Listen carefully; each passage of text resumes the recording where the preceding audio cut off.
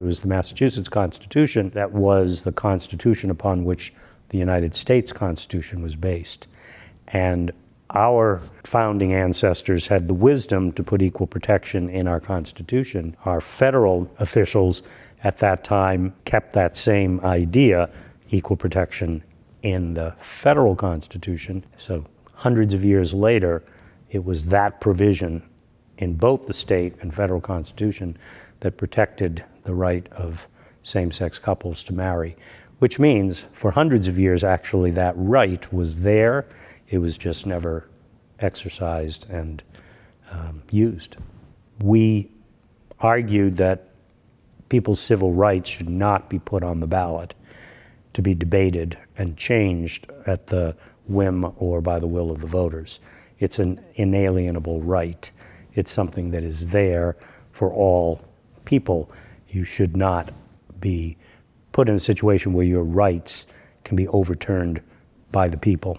And so we were very, very emphatic about that. We worked very hard, and it took 3.5 years to block putting that provision on the ballot. 10 years after Massachusetts said the Equal Protection Clause says people of the same gender can marry, and finally the U.S. Supreme Court came to the same conclusion based on the same provision. Right now, the major push is to address the concerns of the transgender, transsexual community because they're listed in the alphabet LGBTQ, but many of the rights that the others in that alphabet soup, they still don't have many of those. And in fact, in the next election, there are people who can try to take away the right for transgender and transsexual community to use the public accommodations of their choice, which, public accommodations isn't just about what bathroom you use, although that's what a narrow segment of society is harping on and trying to convince people. This isn't about the bathrooms, it's also about where you work. It's about what hotel you can check into. It's about whether you can sit at the lunch counter. It's about whether you can work in a restaurant and then after your shift, sit down at a table in the same restaurant and have a meal. And believe it or not, under the law, if it were not to be protected, you could actually work in a place because you have that protection as a transgender individual. But a public accommodation, which is sitting down and eating, would not be protected.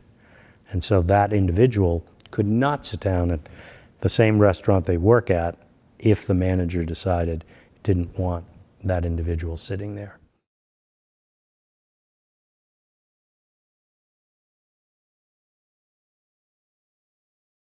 When you grow up in foster care, the assumption is you're going to fail because you're a state kid, you're a state ward.